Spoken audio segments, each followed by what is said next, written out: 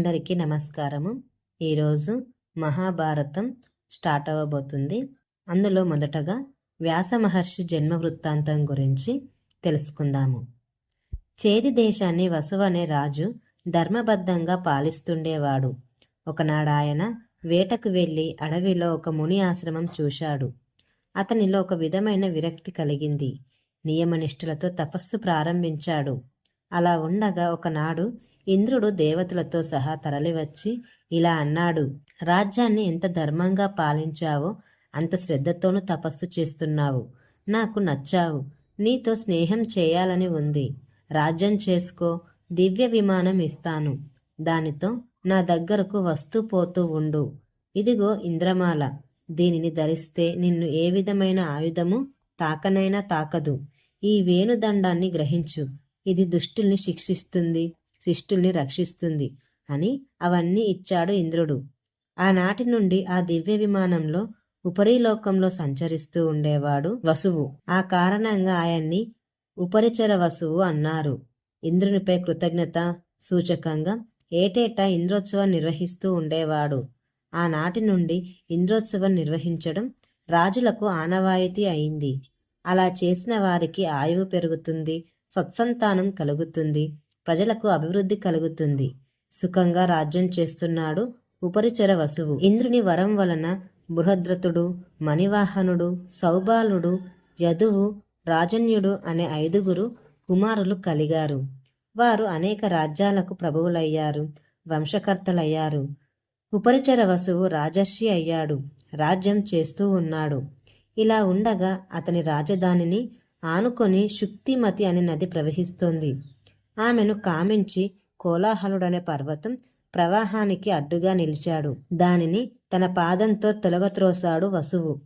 పర్వత సమాగమం వలన శుక్తిమతికి వసుపదుడనే కుమారుడు, గిరిక అనే కుమార్తె జన్మించారు. కృతజ్ఞతా సూచకంగా వారిరువురిని వసువుకు అర్పించింది శుక్తిమతి. వసుపదుణ్ణి తనకు సేనాపతిగా చేసుకున్నాడు. గిరికను వివాహం చేసుకున్నాడు. ఋతుమతి అయిన ఆమెకు మృగమాంసం పెట్టమన్నారు ఆయన పితృదేవతలు. దాని కొరకు అడవికి వెళ్ళాడు వసుమహారాజు. వెళ్ళడమైతే వెళ్ళాడు గాని మనసంతా గిరిక మీదే ఉంది. ఆమె అందాన్ని తలుచుకొని మురిసిపోతున్నాడు. వీరస్ఖలనం అయింది. దానిని వృధా పోనీయరాదని ఆకుదొన్నెలో పెట్టి ఒక డేగ మెడకు కట్టి గిరికకు పంపాడు. డేగ ఆకాశ మార్గంలో వెళుతుంది. మరో డేగ దానిని చూసి మాంసమని భ్రమించి దానితో తలపడింది. రెంటికి యుద్ధమైంది. ఆ సందట్లో వీర్యం కాస్త ఒలికిపోయింది. గాలి తాకిడికి అది యమునా నదిలో పడింది. ఆ సమయానికి బ్రహ్మ శాపవశం చేత ఆద్రిక అనే అప్సరస చేపయే తిరుగాడుతోంది. పడిన ఆ వీరబిందు ద్వయాన్ని ఆ చేప మృంగింది. గర్భవతి అయింది. 10 నెలలు నిండాయి. ఒకరోజు జాలరుల వలలో చిక్కింది ఆ చేప. దాన్ని కోసారు. అందులో ఆడా మగ 2 పిల్లలు కనిపించారు. తీసుకొచ్చి తమ రాజైన దాశరాజు కప్పజెప్పారు. ఎప్పుడైతే మానవులను ప్రసవిస్తుందో అప్పుడు శాప విమోచనం కలుగుతుందనే బ్రహ్మవచనం ప్రకారం ఆద్రికకు శాప విమోచనం జరిగింది. దేవవనితే దివ్యలోకానికి వెళ్ళిపోయింది. మత్స్యానికి జన్మించాడు గనుక కుమారుడు మత్స్యరాజై మత్స్యదేశానికి రాజైనాడు.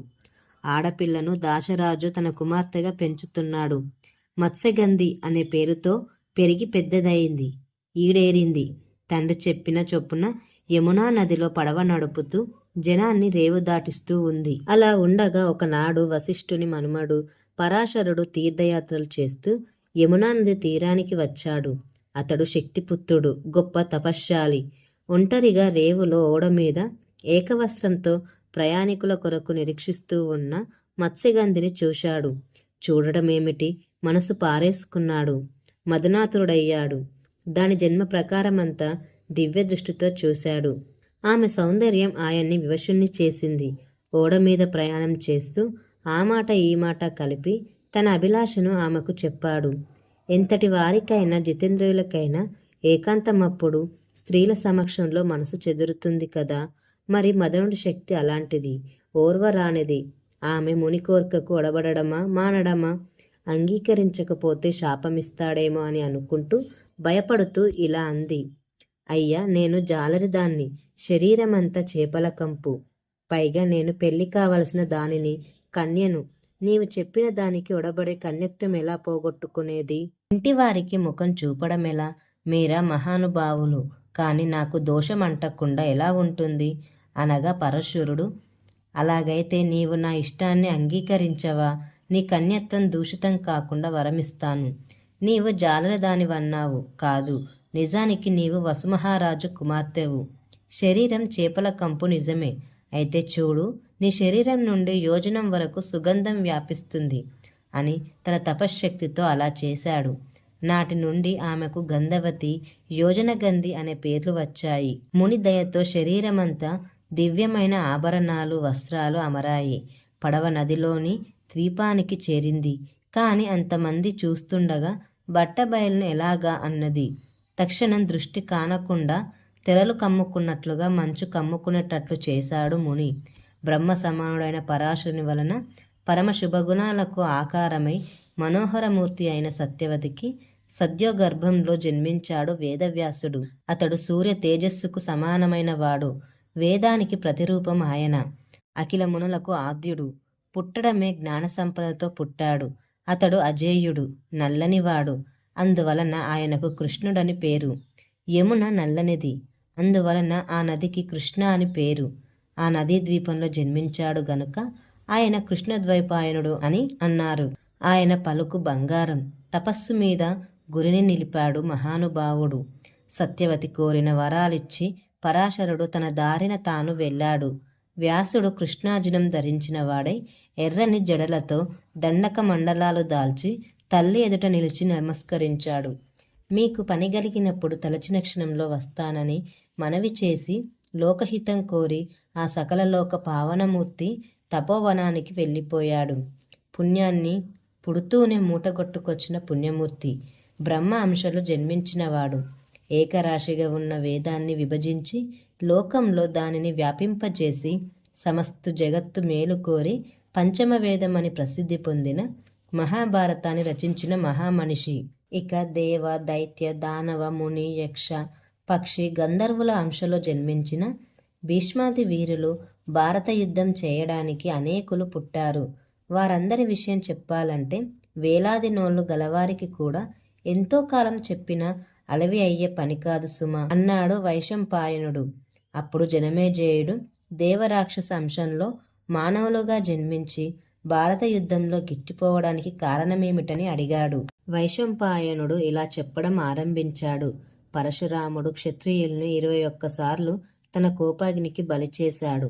వారు అలా మడిసిపోవడంతో క్షత్రియ కాంతలు బ్రాహ్మణుల వలన సంతానాన్ని పొందారు. అలా పుట్టిన వారు జార, చోరాదిక బాధలు లేకుండా ధర్మం తప్పకుండా భూమిని పాలించారు. జనులు ఆయుష్మంతులైనారు.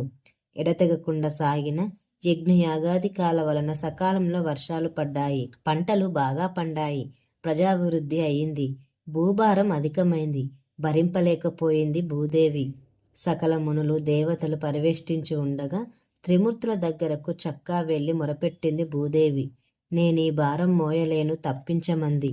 బ్రహ్మ అనుమతిని విష్ణువు, ఇంద్రుడు, దేవతలు తమ తమ అంశాలతో భూమిపై జనాన్ని జన్మింపచేశారు.